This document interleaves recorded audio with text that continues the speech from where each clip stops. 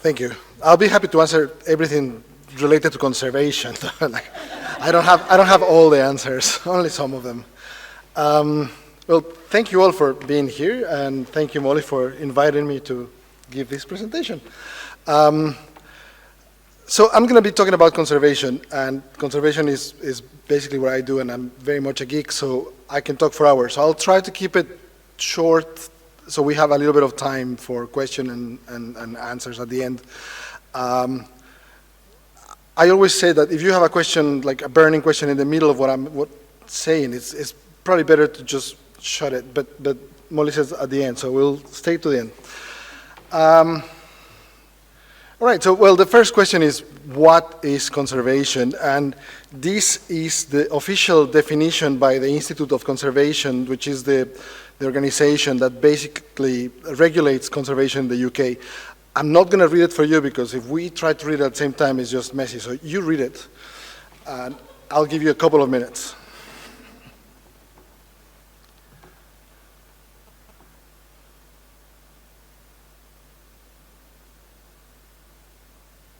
Right. What basically it says is conservation is a series of steps that we take to ensure that objects are preserved forever. And that's what we do. We are in the business of forever. And of course, forever is a long time, and forever doesn't exist, but we try to do our best. So there are many ways in which we can approach this process of conservation. We can do, but also sometimes not doing is part of conservation. So we have two main sides of conservation. Interventive conservation, which means doing things, so treatments, storage, and actually intervene an object in a physical way for ensure its preservation and prevent future degradation. And on the other side, we have preventive conservation, which means ensure that the conditions in which we keep this object, this heritage, are ideal, so we prevent, again, future or further degradation. Or, well, degradation is a big word. Like, let's just say changes, because what we think of degradation, it must be just a natural change. But we try to prevent change. That's what we try to do. And the next question is what is it that we preserve, or why is it that we preserve an object? And there are many layers of what do we preserve in any given object in any of our collections. So when we preserve a book, for example, what's more evident is we preserve the information contained in this book in the form of words, right? Someone wrote a bunch of stuff and put it inside of a book. It's important. We want to save this information, and that's one side, and it's important. But also inside the book, we can preserve how we thought about things. So different periods and different parts of the world think of the same thing in different ways. So by preserving the information, we are also preserving how we perceive humanity and the world and our universe and so on. So it's not only the words that will tell us stories and information, but there are things within this that we could do an historiography of humanity based in objects. Another thing that we can learn from this same book is, well, this is not the same book, but any book, is the physicality of the object. So what are the materials that it's made of? How these materials were put together to create this object? What were the techniques? How these techniques developed? So by preserving a bunch of books from all different time periods and different places, we can trace how the book evolved and what were the technologies involved in the process of making this book. So it's not only the information inside, but also what's outside and within that we preserve. So sometimes we have objects like this beautiful book that are, from a first perspective, in bad shape. So the first, drive would be to fix it. And of course we can fix it. Most things can be fixed. But by doing that, like at the moment, this book is allowing us to see how all the pages were put together, how they were sewn together, how the covers were put together. So at the moment, this book is allowing us to reach information that otherwise is usually obscured. So instead of just putting it back together, what we can do is just ensure that the degradation does not continue, that the change does not perpetuate. So sometimes just making a nice box for the same object is a conservation treatment, is a good way to preserve this object from future damage. Of course, sometimes there are objects that, because of their physical characteristics and their physical history, if you want, that prevent us from attaining this information. So sometimes we have to do things to the object in order to have access to this information. Now, we invited you to St Cecilia's Hall, so I'm going to be talking about musical instruments also because they're my favorite.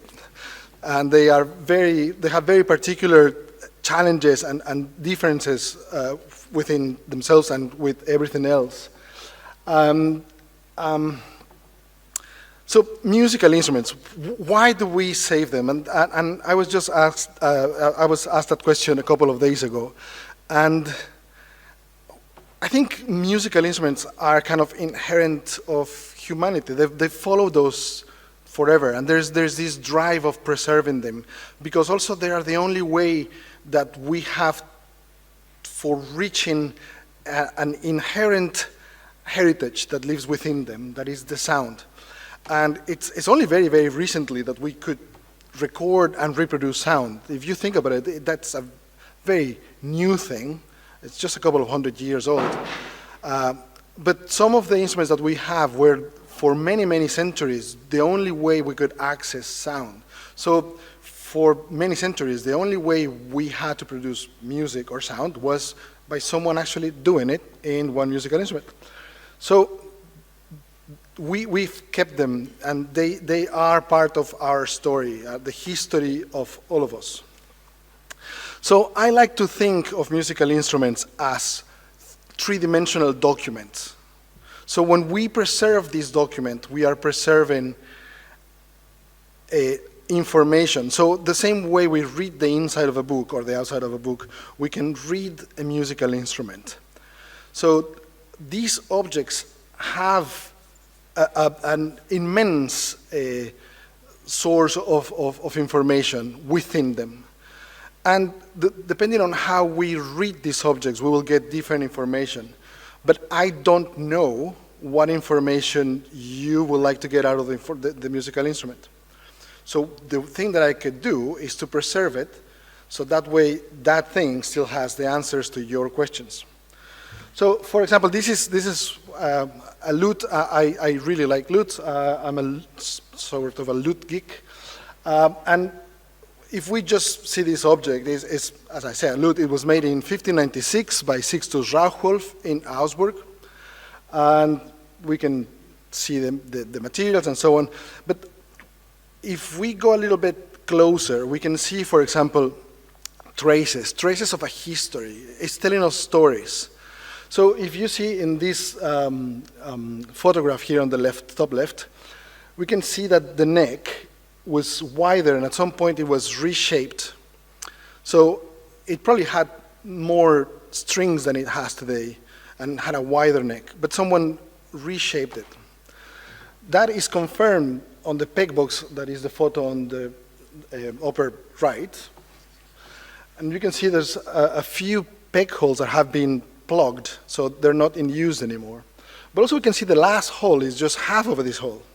So we can assume that it had much more, well, it had more holes than it has now. At least half more hole. Then on the neck, we can see that there's at least 2 generations on top of the one that I already mentioned. We can see traces of tied frets that left marks. But we can also see ivory frets that were added later.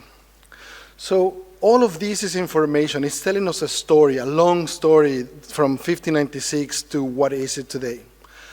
And all this information that I told you is information that I read through the object.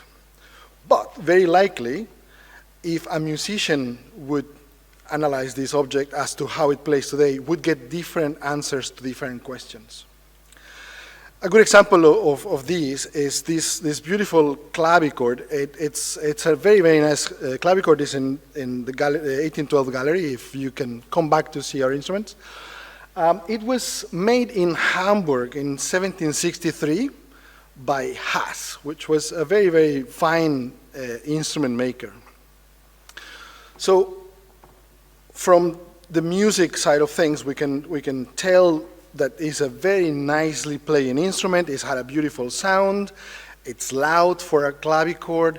It's got 3 different sets of strings for each note.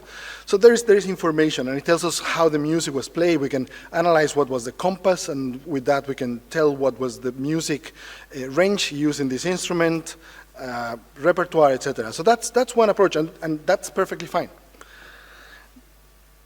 Now, if we look at the materials that compose this instrument, that all the little parts instead of the whole, we can see this instrument as a document of global commerce of the 18th century in Europe. Now, if we analyze, for example, the keyboard, we can see that the natural keys are tortoiseshell with accidentals. They're mother of pearl. Very likely these materials were brought from the Pacific Islands. The fronts of the keys are made of ivory, which very likely came from Africa. The veneer of the instrument that decorates the front and the little moldings, it's from South America or Central America. We have gold leaf that was probably European, but the pigments on the back, they were probably from the Middle East. We have the decoration in the soundboard, which was also pigments from the Middle East. And the decoration that you can see there, it also tells us about the landscape. It's very Dutch, but the instrument was not Dutch. It was from Germany. And the front has a chinoiserie, which was an 18th century fashionable decoration style. So anyways, all of these put together tells us of how trade was happening in the 18th century. But also it tells us a lot about what was this instrument for or for whom. This is a very high-end luxury item. All of these parts could have been made with local materials. There's no reason other than luxury to bring them. It doesn't work better or worse than other. It's prettier, it's more expensive. It answers a demand for luxury and fashion. This is the Ferrari of the time. So right there we have already 3 different aspects. 1, musical. 2, trade and commerce. 3, sociocultural aspects. And it's just a clavichord. So again, like if you look at it from any other perspective, except from an engineering point of view, you could get another set of data from the same object. So, so that's what we save. Another good example is we save different objects for very different reasons. But the main reason from my point of view, it's because they tell us stories. They tell us stories about ourselves. So this is an instrument that was made by Rookers, but it was a whole family of makers, the Rookers, and they were the best harpsichord makers in Antwerp at the time. This was made in 1638, and it's one of our jewels. It's in the Bing's gallery if you want to come back and see it. It's one of these instruments. In our list of treasures, this is the one. So if there's a fire, we need to pick it up and run. And it's important for many, many reasons. Like the painting on the lid was very likely made by someone that was working for one of the workshops of the great masters, the Dutch masters of the time, were working all in Antwerp. So harpsichords were a good way to start your skills, to hone your skills before you do a big painting. We have some research done lately by curator Sarah Dieters, and we're trying to figure out who did it, and we have a pretty good idea of who made it. Also, there's a number of characteristics that are very important, but one of the most important is that it's not been heavily modified as most of the other harpsichords have. So at the moment it's not playable, and it could be playable. Again, as I said before, one of my mottos is pretty much everything can be fixed. If you give me enough time and resources, I'll make it play. But is that what we want? I don't think so. By forcing this thing to be functional, we would be losing a lot of evidence and information that is there. So the less I modify this thing, the more original information is there for me and for the future and for everybody else. One of the interesting features of this instrument is that it's got two keyboards, and in most instruments with several keyboards, all the notes are lined up perfectly. So the C corresponds with C and C and C. This one is not. C is aligned with F. And it's a very unusual feature nowadays, but probably back then was much more common. So by trying to enforce functionality or restoring this object, we'll be losing information that is there. Now, it doesn't mean that we shouldn't touch anything. I'll get there a little bit later.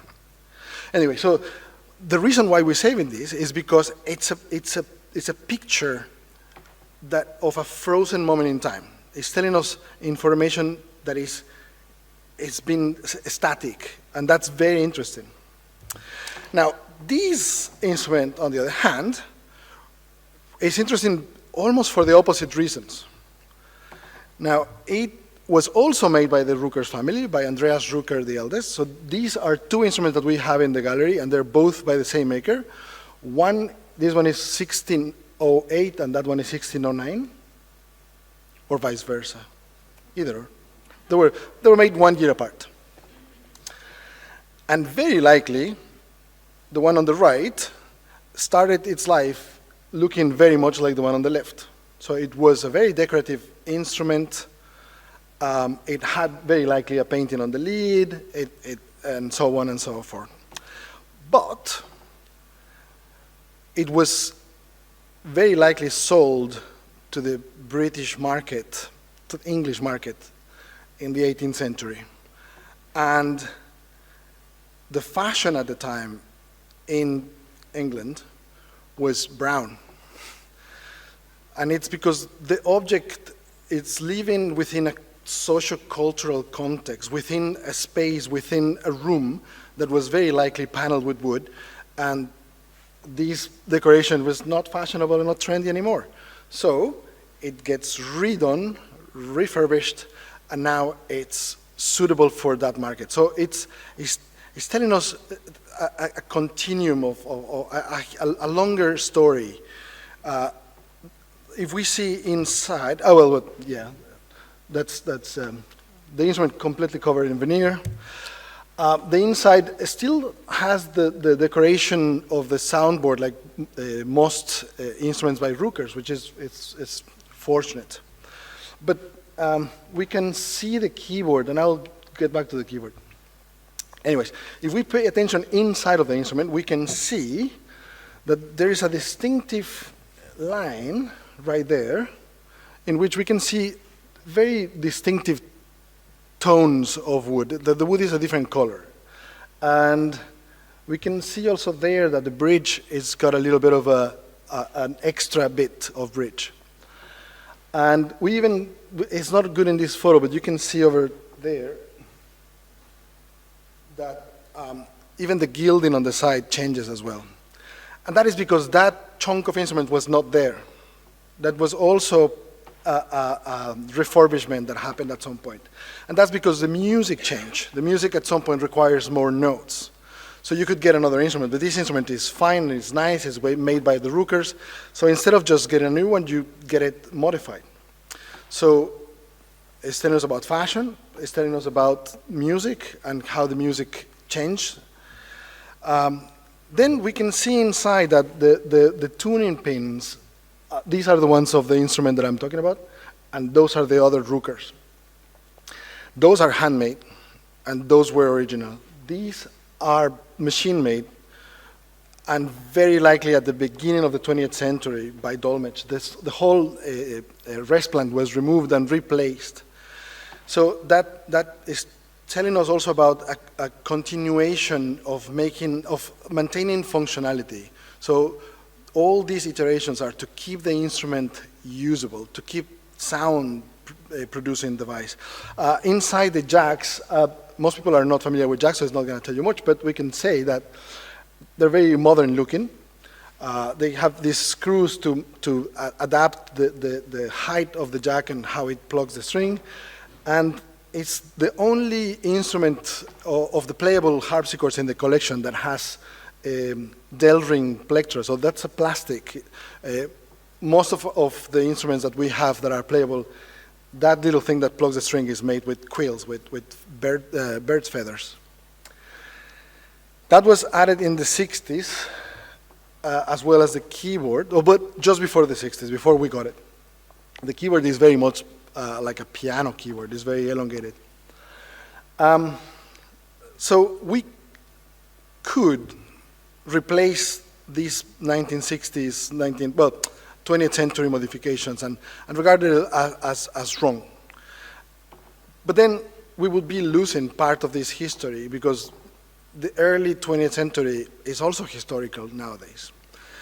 So what we are preserving in this object is a bunch of stories that are contained in this. And these are just things that we know. There is a bunch of things that we don't know. And hopefully with technology and more research and different perspectives, we will get a new set of information sooner or later. And that's true for most of our instruments. Instruments tell us a story of technology, of materials, of music, and the such. Now, if we go back to conservation, and how do we preserve these stories, musical instruments have a very particular challenge, and it's evident, and that is that they get played. And that brings a bunch of challenges that other objects don't. So when most objects that were made to be used are acquired by a collection, say a museum or a historical collection like ours, the moment we accept them, they lose one side of their life, and that is functionality. When a museum gets a chair, the chair is not expected to be used. And the same is true for most of this. Well, all of them. You don't need to drink from that glass to know what drinking is or how drinking feels. But you do need someone to play these things to see how they sound. And of course, there's a whole can of worms about sound, because the sound that they produced is gone. There's no denying that. The 400 years that these things have been around has changed the materials in many, many ways on a molecular level. And our environment has changed, and our ears have changed, and our perspective of sound and music has changed. So we cannot go back. But they are as close as we can get, and we try to maintain that. Now, with that, I'm not saying that every musical instrument should be played all the time. No.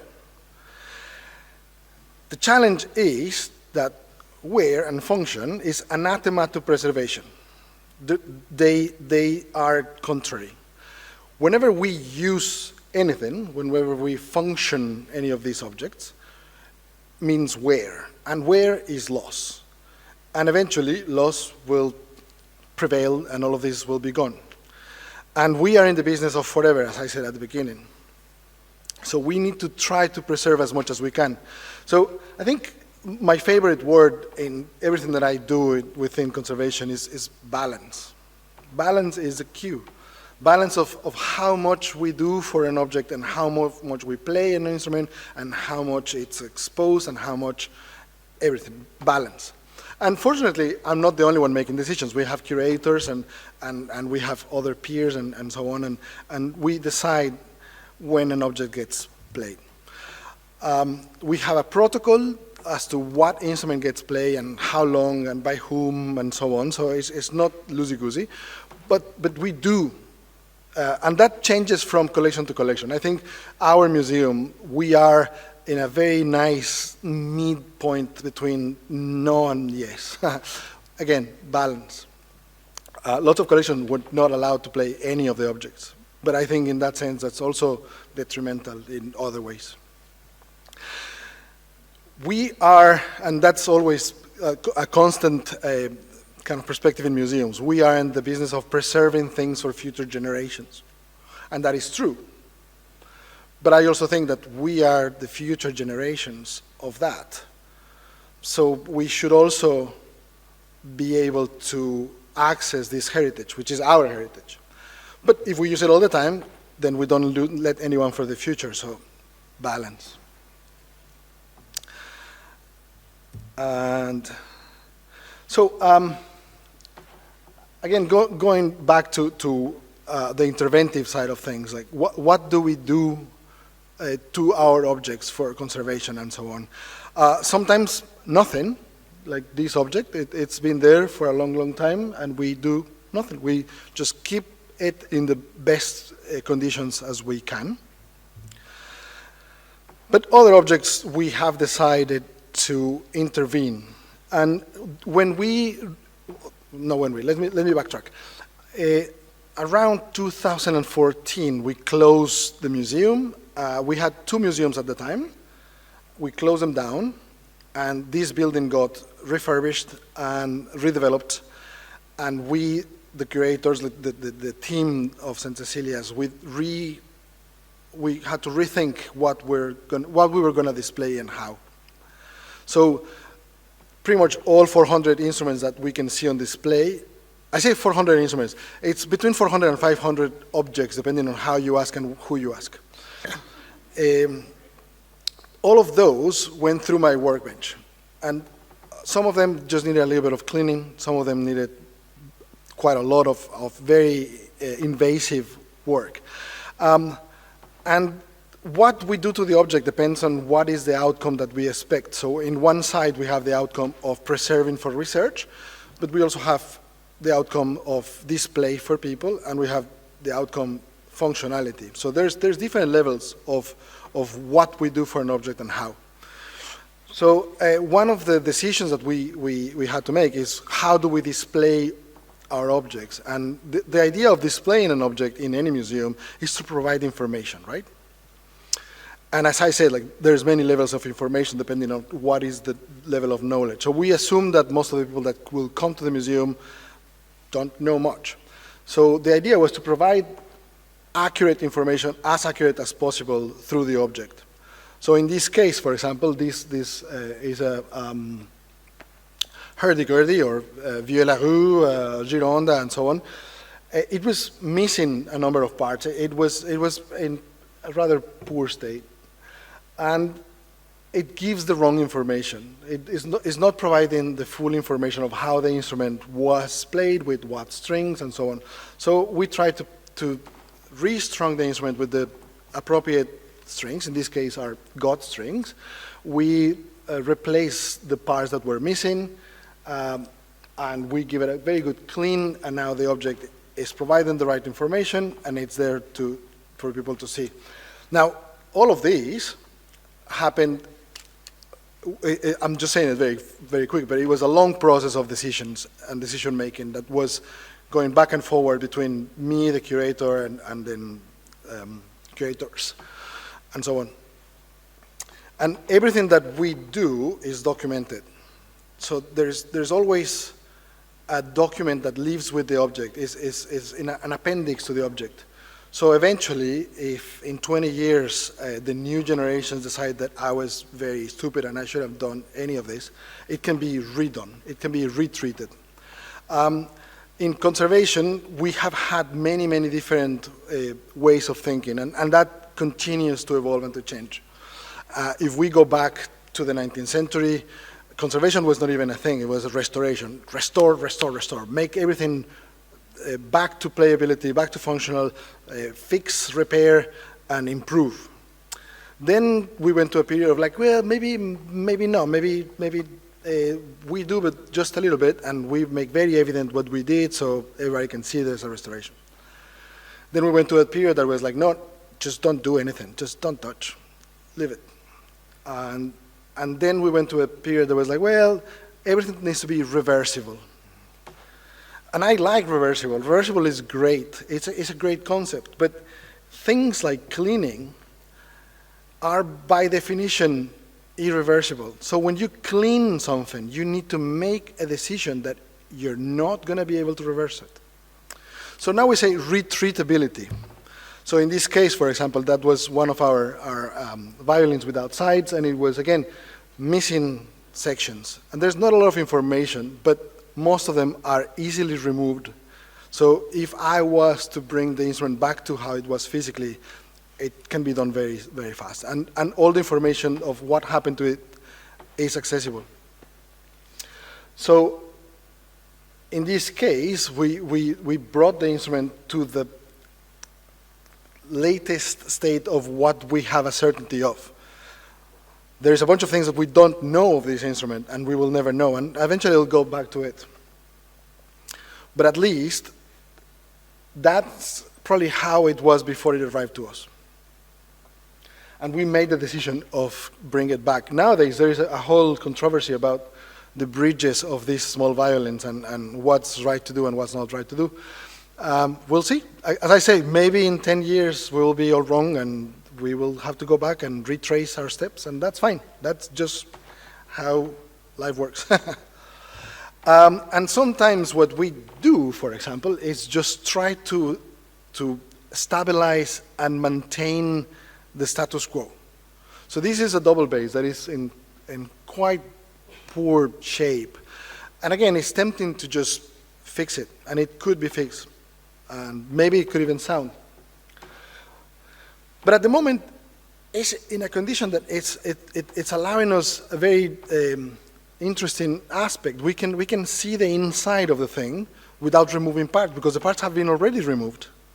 So I'm not doing anything wrong to the thing. I'm just leaving it how it is, as it is. So the information of the inside of the object and how it was made and what are the thicknesses of the wood and how are the reinforcements and how it was built and so on, it's all there. But if we just leave it, it probably will continue to break. So what we created is this box that holds the object in such a way that you can basically open the box on one side, look at it, and then close it and open it from the other side and see the other side. So in this case, not doing anything to the object is right, but not doing anything about the object is not right. So again, all of this is just balance. We need to figure out how and what, and how far do we go, how far we don't go. And again, this is not easy. Often I talk to other colleagues in other museums, colleagues from other disciplines. For many years, musical instrument I say musical instrument conservators, there's very few of us. And for many years we thought of us as little islands. We're like so special because our instruments play and nobody else plays. But it's not true. We are part of a discipline of conservation. So we can ask from people that work with metal or from people that work with books and paper. I actually use a lot of techniques of paper conservation for our instruments because they're very easily retreatable and they look really nice and they're more flexible than what we used to do in the past. Anyways, how am I doing? Oh, it's just half an hour. And then the next aspect of conservation is, again, not doing, but learning, understanding.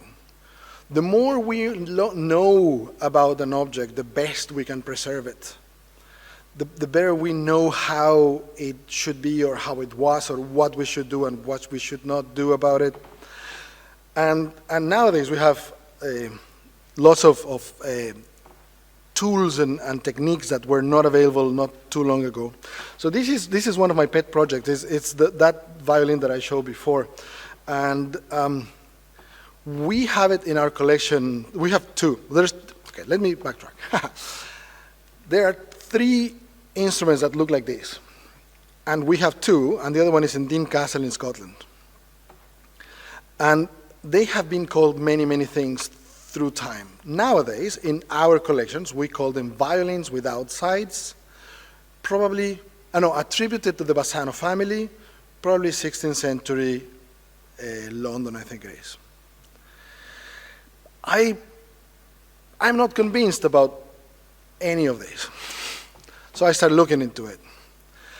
And it's fun because I've been researching this for many years now, and the more I look into them, the less I know about these questions. I know more about other questions.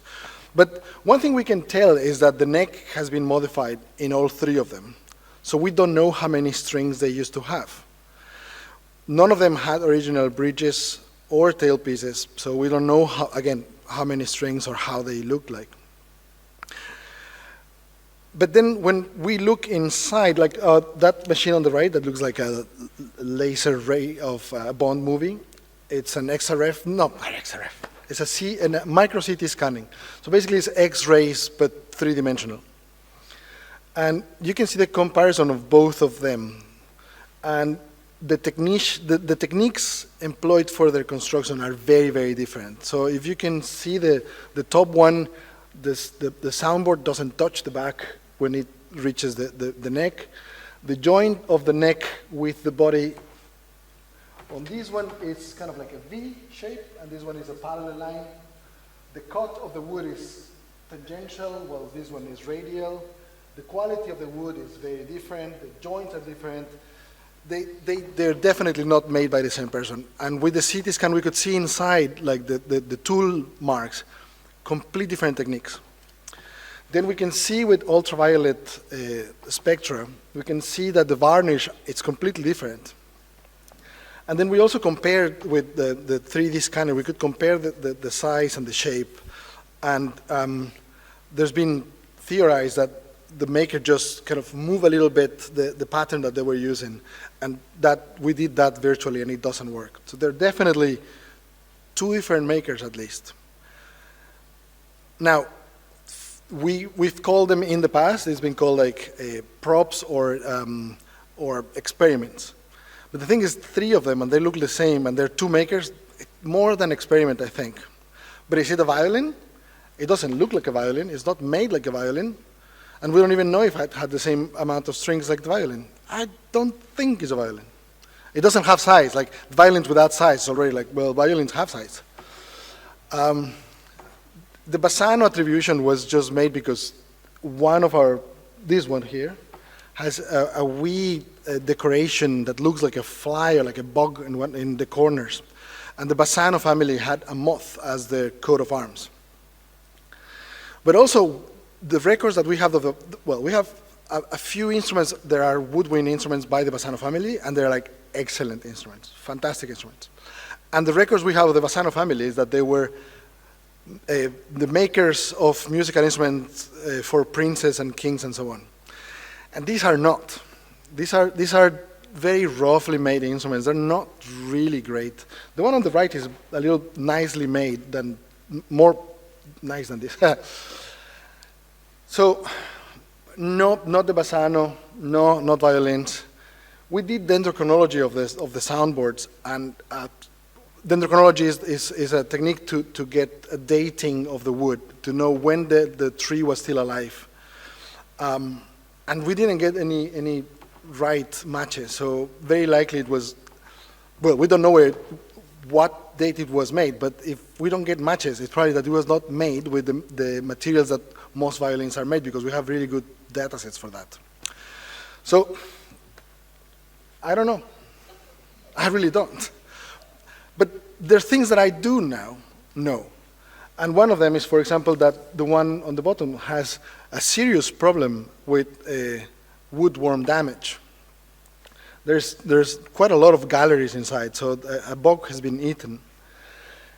The positive thing we know is that they're not active anymore. The bugs are dead, so that's good.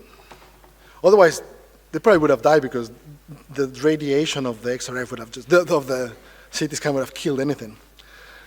But now I know that it's there, so I know that it's not a good idea to have a lot of tension in this object, and we shouldn't be playing it because the risk of it just breaking is quite high.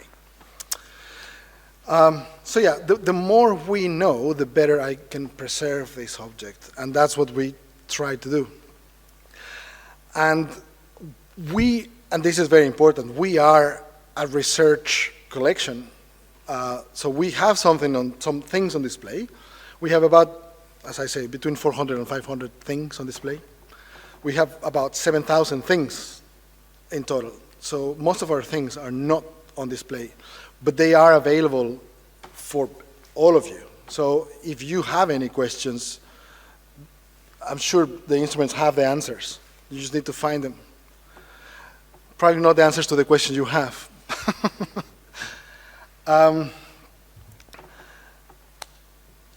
Now, the one question that often we get asked is what we preserve in the museums. What is it that we should be conserving for future generations? And that's a very hard question to answer. If you ask me, I would say one of everything, two of everything. But the problem is we are responsible, again, for forever, and forever is very expensive. So when we accept anything to our collection, we need to ensure that we're going to be able to have the resources to keep it forever, and that's rather expensive.